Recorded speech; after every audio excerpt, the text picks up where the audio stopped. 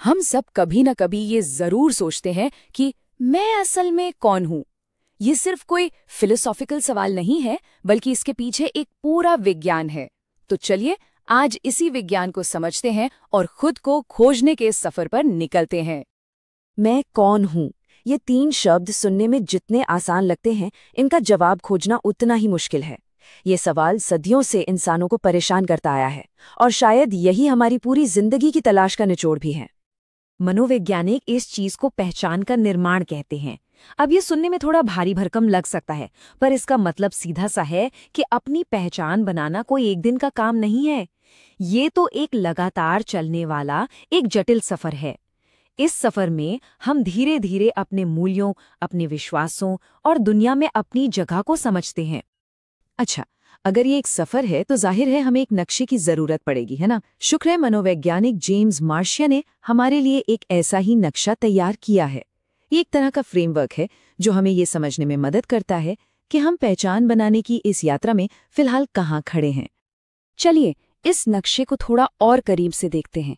Marcia ने पहचान की 4 स्थितियां बताई हैं जो 2 चीजों पर टिकी हैं, खोज और प्रतिबद्धता। मतलब आप कितनी नई चीजें तलाश रहे हैं और किसी एक रास्ते पर कितने पक्के हैं। पहली स्टेज है डिफ्यूजन, जहां न तो कोई खोज चल रही है न ही कोई कमिटमेंट है। दूसरी है फोरक्लोजर, जहां बिना ज्यादा सोचे समझे किसी पहचान को अपना लिया जाता है, अक्सर परिवार या समाज के कहने पर। तीसरी है मोरेटोरियम। ये बड़ी दिलचस्प स्टेज है जहां बहुत कुछ तलाशा जा रहा है लेकिन अभी तक किसी एक चीज पर टिके नहीं है। और आखिर में आती है अचीवमेंट, जहां बहुत कुछ खोजने के बाद आप किसी एक पहचान के लिए पूरी तरह से प्रतिबद्ध हो जाते हैं। अब ये नक्शा तो बहुत बढ़िया है, लेकिन इसमें एक पेंच है। क्या हो अगर इस नक्शे को पढ़ने के लिए हम जिस कंपास का इस्तेमाल कर रहे हैं वही खराब हो? यहीं से कहानी में एक मजेदार मोड़ आता है। हमारा खुद को देखने का जो नजरिया है ना, वो असल में काफी पक्षपाती हो सकता है। रिसर्च हमें एक बड़ा ही चौंकाने वाला आंकड़ा दिखाती है। हम अपनी काबिलियत के बारे में जो सोचते हैं और हमारी असल काबिलियत क्या है, इन दोनों के बीच का कनेक्शन सिर्फ 0.29 है। मतलब ये बहुत ही कमजोर कनेक्शन है। ये साफ साफ दिखाता है कि हम अक्सर खुद को पहचानने में कितनी बड़ी गलती कर बैठते हैं। इस बात को एक मजेदार उदाहरण से समझते हैं। अमेरिका में 93% ड्राइवरों को लगता है कि वो औसत से बेहतर ड्राइवर हैं। सोचिए जरा, गणित के हिसाब से तो ये मुमकिन ही नहीं है।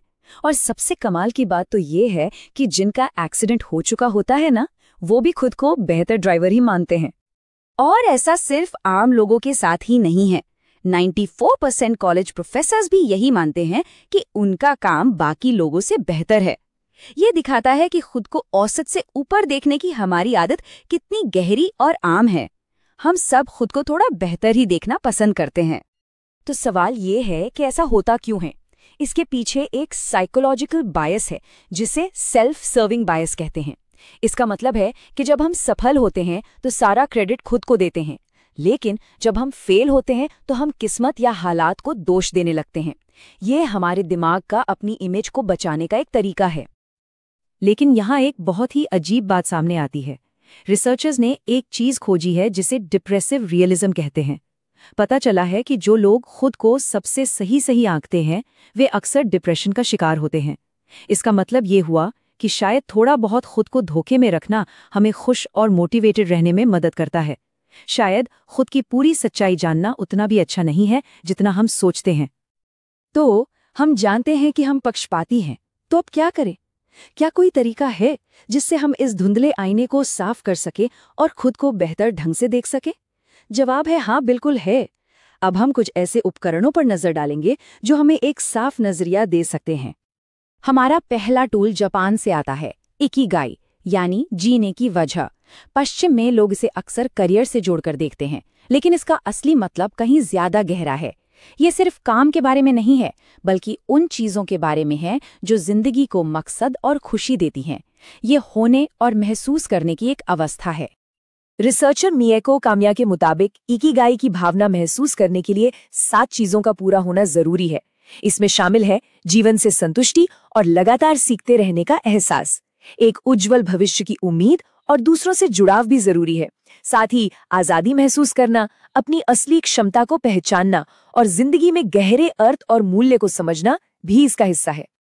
हमारा दूसरा टूल आता है पॉजिटिव साइकोलॉजी की दुनिया से, वीआर कैरेक्टर स्ट्रेंथ्स। इससे आप एक ऐसे आईने की तरह समझ सकते हैं जो हमें हमारी सबसे अच्छी खूबियों को पहचानने में मदद करता है।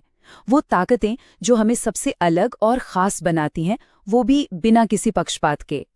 इस फ्रेमवर्क में 24 अलग-अलग ताकतें हैं जो इन 6 बड़े गुणों में बंटी हुई हैं, जैसे ज्ञान, साहस और मानवता। हम सब में ये सभी 24 ताकतें होती हैं, बस किसी में कोई कम होती है तो किसी में कोई ज़्यादा।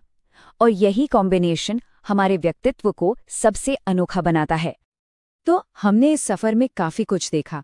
हमने पहचान के नक्शे को समझा, फिर उस आईने की गड़बड़ियों को जाना जिसमें हम खुद को देखते हैं, और आखिर में हमने इकिगाई और कैरेक्टर स्ट्रेंथ्स जैसे कुछ शक्तिशाली टूल भी खोजे जो हमें एक साफ तस्वीर दे सकते हैं।